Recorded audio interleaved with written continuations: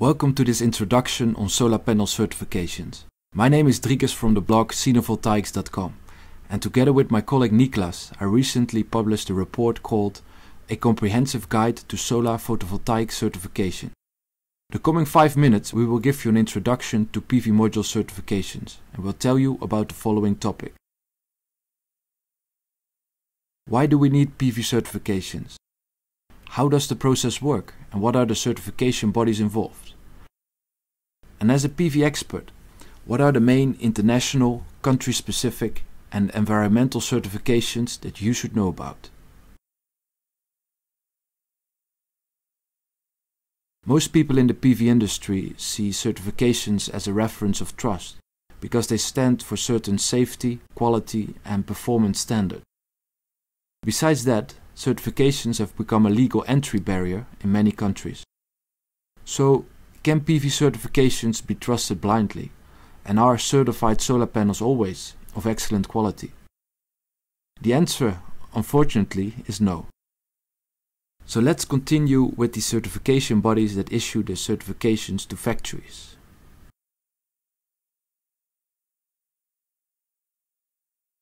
Most PV module manufacturers will contact either the German bodies TÜV Rheinland, TÜV Süd or VDE. The less frequently used options are the Swiss SGS, the French Bureau Veritas and the American Intertek.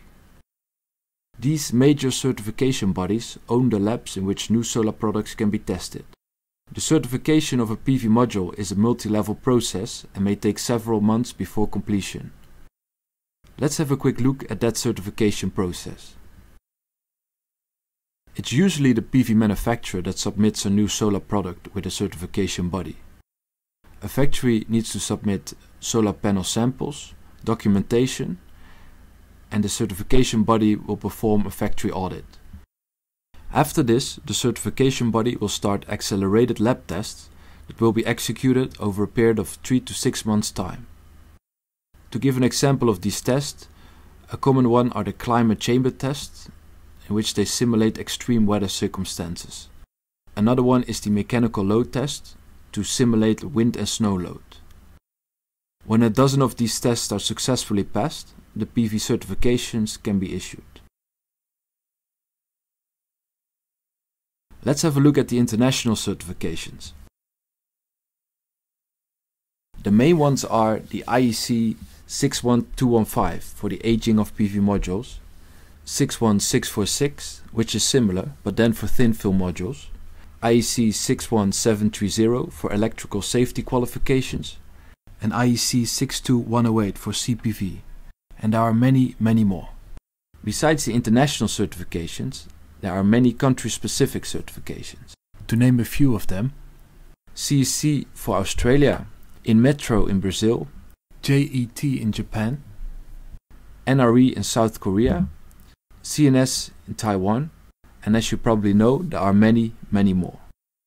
Finally, there are standards related to the ecological conformity of PV modules.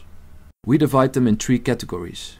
The first one are the environmental certifications, second recycling schemes such as PV Cycle, and the third one are the environmental regulations such as the WEEE directives. If this information was useful and you want to learn more about PV certifications, I recommend you to download the report called A Comprehensive Guide to Solar Photovoltaic Certifications. This report is the first and only complete guide on solar panel certifications and is a must-read for any PV expert. It's a comprehensive 200-page explanatory guide which will make you an instant expert on PV certifications. You will discover everything about international, country-specific and environmental certifications. The report will give you a complete understanding about the certification bodies and highlights the lab tests that they perform. After reading the report, you will be able to assess the significance, advantages and loopholes of recycling schemes related to solar PV modules. Finally, the report will help you to identify scams and avoid the pitfalls, such as identifying fake certifications when you purchase solar panels. The guide is now available for a temporary introduction price of $97 US. Thank you very much for listening to this introduction on PV certifications. Until next time.